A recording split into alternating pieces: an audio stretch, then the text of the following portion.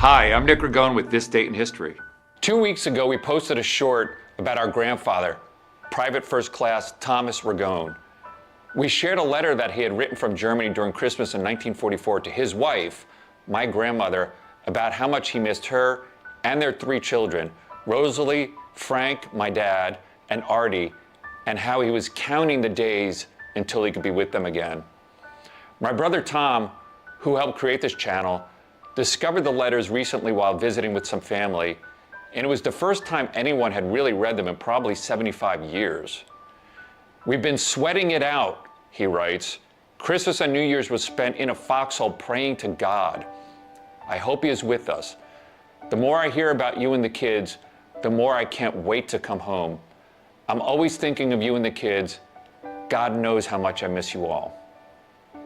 The words are beautiful and poignant, and made more heartbreaking by the fact that he would die on March 21st in Bonn, Germany, less than 2 months before the war's end. Tom and I greatly appreciate all the comments. When we created this channel 5 months ago, it was about telling the stories of ordinary Americans asked to do extraordinary things, to shine a light on Greatest Generation and others who have sacrificed so much and received so little in return, to pay tribute to the forgotten men and women who have made this country so exceptional. We never thought, however, we'd be telling the story of our grandfather, Thomas Ragone. We've been humbled to tell the beautiful, heroic, poignant, and at times even heartbreaking stories of others, and we now have an even deeper appreciation of how dearly these stories are held since we've told our own. We received lots of comments wondering about how the 3 children in the letter, Rosalie, Frank, and Artie, turned out, as well as our grandmother. Well, in his letter, Thomas Ragone asked that God be on his side, and while he didn't make it back, God surely had other plans for him. God looked over his family. Rosalie, we know her as Aunt Sadie, is well into her 80s, and our Uncle Artie has been blessed with 4 children and 11 grandchildren, and surely great-grandchildren can't be that far off. Our dad, Frank Ragone, passed away over a decade ago, but is undoubtedly boasted in heaven to anyone who will listen about his 4 children and 6 grandchildren.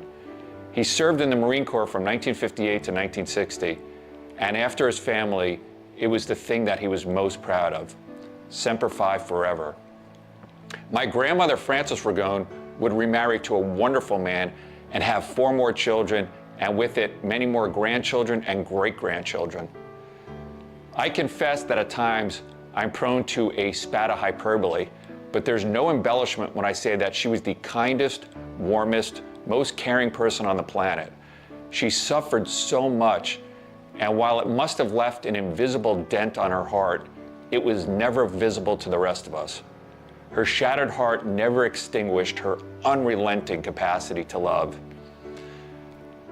And I'm sure it left an invisible dent on my dad's heart too. He didn't discuss it much. He never knew his father, really. And he didn't have any personal recollections growing up. He heard stories, but they were just that, stories. But for the past decade plus, they've been together again, and the missing part of his heart has been filled. It probably would have taken my dad a full decade just to catch up with his father on all the things his family was up to, and I'm sure his father listened proudly. Neither is with us, but we know that their prideful eyes are always smiling down on us. May God shine his grace on them for eternity.